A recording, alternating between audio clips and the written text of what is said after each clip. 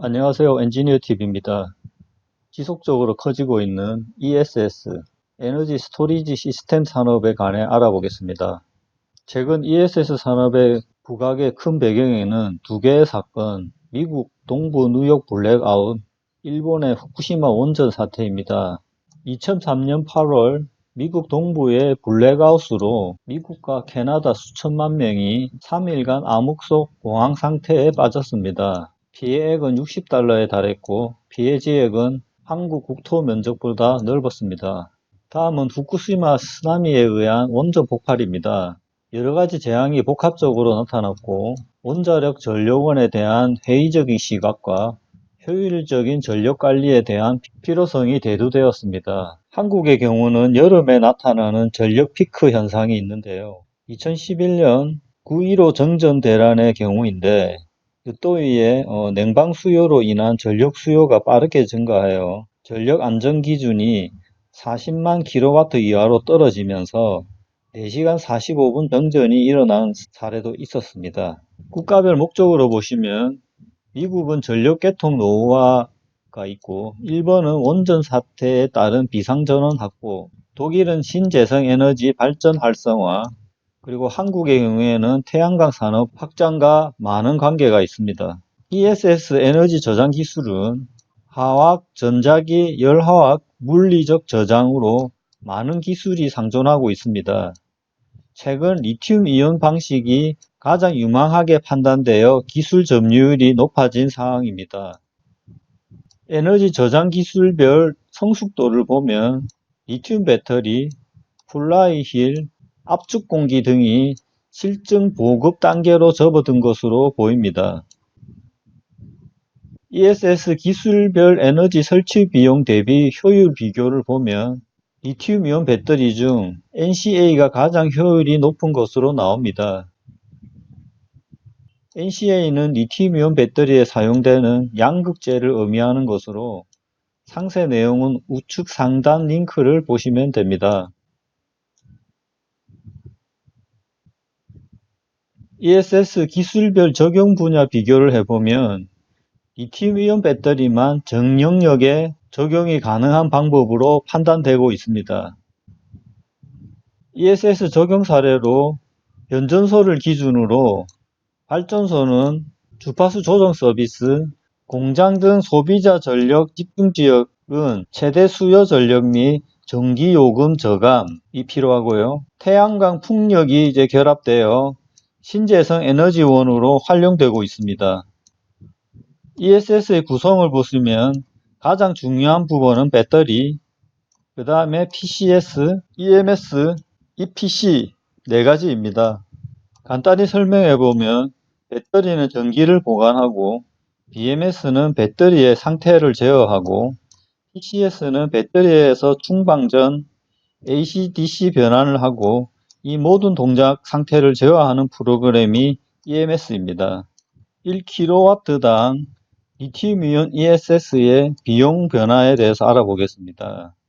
1917년 소비자 판매 기준 배터리 팩이 원가의 51% 비중을 가지고 있습니다. 25년까지 33% 수준으로 낮아질 것으로 예측하고 있습니다. 향후 단가 하락 압력을 느끼겠지만 ES 산업에서 가장 큰 이익은 배터리 업체하고 EPC의 역할이 아주 중요하다고 봅니다. 기업별로 구분하면 전력회사, EPC, 배터리 회사가 전체 이익을 배분하는 구조입니다. 그리고 ESS를 설계, 조달, 시공하는 EPC의 역할이 아주 중요하다고 판단합니다. 배터리 모듈 상단에 PCB 기판으로 부착된 BMS는 배터리 매니지먼트 시스템으로 배터리의 용량, 온도, 배터리 간 밸런스, 이상점 등을 측정 및 제어하는 기능입니다. 다음은 BPU를 보시면 전장 박스 BPU, 배터리 프로텍션 유니트, BMS를 내장하고 있고 팩 단위의 시스템 보호를 위해 전류 차단, 충방전 모드 전환, 전압 전류 및 온도 모니터링 등으로 배터리를 보호하는 장치입니다. ESS 가정용에도 들어가고요. 산업용에도 꼭 들어가는 장치입니다. 다음은 PCS. PCS는 파워 컨버팅 시스템으로 교류 및 직류를 변환시켜주는 장치로 생산된 전력의 주파수와 전압을 전력 계통의 특성에 맞게 변환시켜주는 장치입니다. 배터리와 실제 우리가 사용하는 전력과 연결을 하는 장치로 보면 되겠습니다. 다음은 EMS. 발전기와 ESS가 연계된 EMS의 역할은 모니터링, 운영 관리가 주 역할이다. 발전원과 발전량 모니터링, PCS 모니터링, 피크 관리, 수요 반응, 보호 기능, 충전과 방전 관리, 절전 모드, 욕성 방지 등과 같은 기능을 모두 담당하는 일종의 스마트 소프트웨어입니다.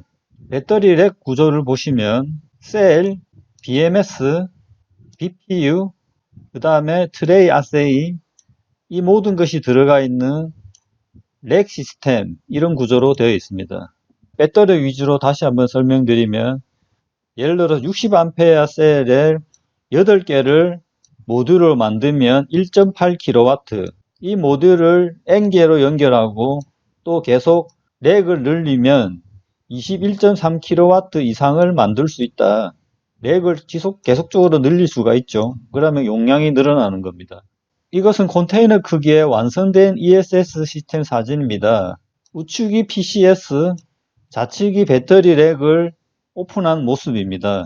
렉을 연결한 모양이죠. ESS가 가정용으로도 시장을 키우고 있습니다. 대표적인 기업이 테슬라입니다. 도심이 아닌 미국 한적한 지역에서는 수요가 있을 것입니다.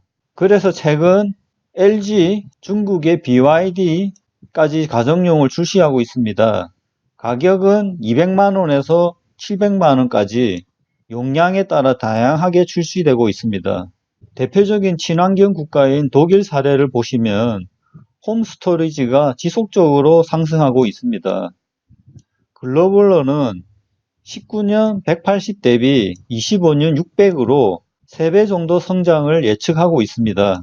ESS의 가장 큰 시장이 미국의 프로젝트 현황을 보시면 미국의 발전회사 넥스트에라 에너지의 자회사인 플로리다 파워 앤 라이트는 대규모 태양광과 ESS 프로젝트 추진을 밝혔다. 21년까지 900메가와트의 ESS 도입, 그 다음에 기존의 1.6기가 가스 발전소를 대체할 계획이다. 네바다의 EV 에너지는 400메가와트의 ESS를 결합한 프로젝트를 21년까지 완공. 하와이에서는 최근 총 998메가 6개 태양광 연계 ESS 프로젝트가 승인을 받았다. 그리고 텍사스에서도 IPJUNO가 태양광 연계 495메가의 ESS를 설치. 계속 나오죠. 라스베가스에도 있고요. 아리조나에서도 지금 계속 프로젝트를 진행하고 있습니다. 미국 에너지 저장 협회에 따르면 18년 말 미국 ESS 프로젝트 파이프라인 규모는 32.9기가와트로 전년 대비 2배 급증하였다.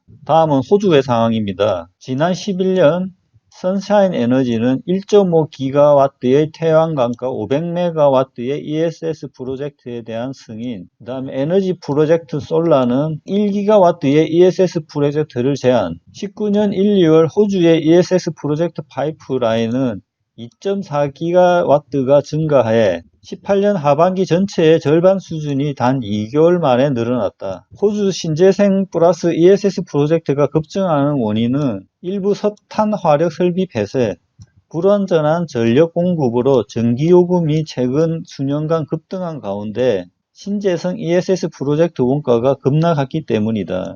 호주의 태양광 풍력 발전 원가는 이미 석탄 가스 발전 원가보다 저렴하고 ESS를 추가한 프로젝트도 기존 화석 연료와 경쟁이 가능한 수준이다. 글로벌 ESS 시장을 전망하면 19년 40기가와트에서 25년 120으로 3배 정도 성장하고, 거기에서 리튬이온 배터리는 20에서 80으로 4배 정도 성장이 예상됩니다. 국가별 ESS 보급 전망을 보면 2030년 미국, 인도, 일본, 독일 순으로 19년 대비 10배 이상 상승을 예상하고 있습니다. 국가별 보급 전망을 보시면 19년까지 한국에서 ESS가 급격하게 늘어났고 향후 미국, 중국, 유럽을 중심으로 증가를 예상하고 있습니다.